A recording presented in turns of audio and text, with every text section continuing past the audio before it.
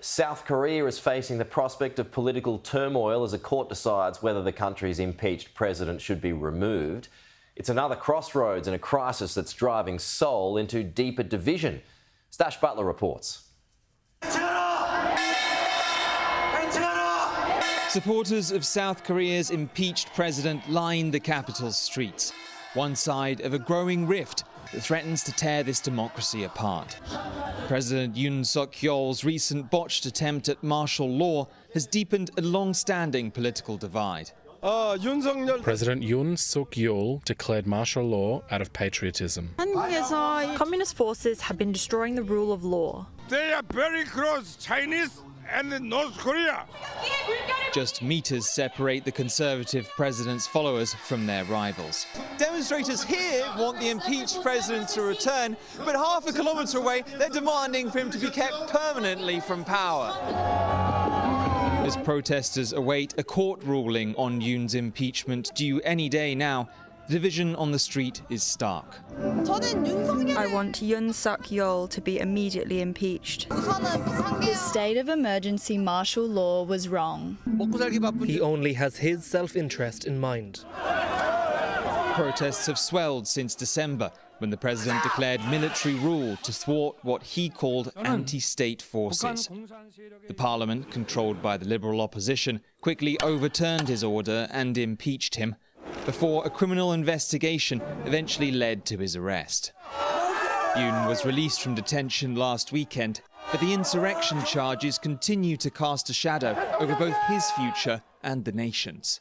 The crisis is in many ways unprecedented, but it follows years of fighting between the two major parties that's left many people feeling ignored. If politicians did well, we citizens could live comfortably. But it's so frustrating and worrying the way things are. Our country is so small. We shouldn't be splitting like this. I think we need new politicians and a new politics.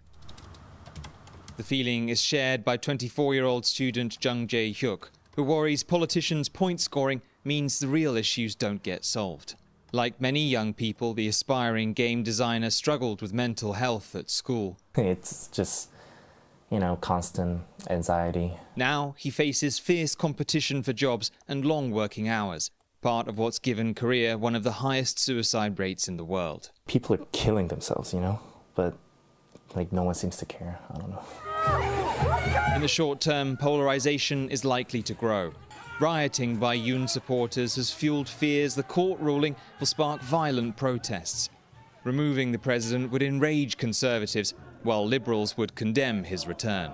The crisis has pushed some to call for radical reform. Political scientist Kim Yun-chol says the presidential system fuels division.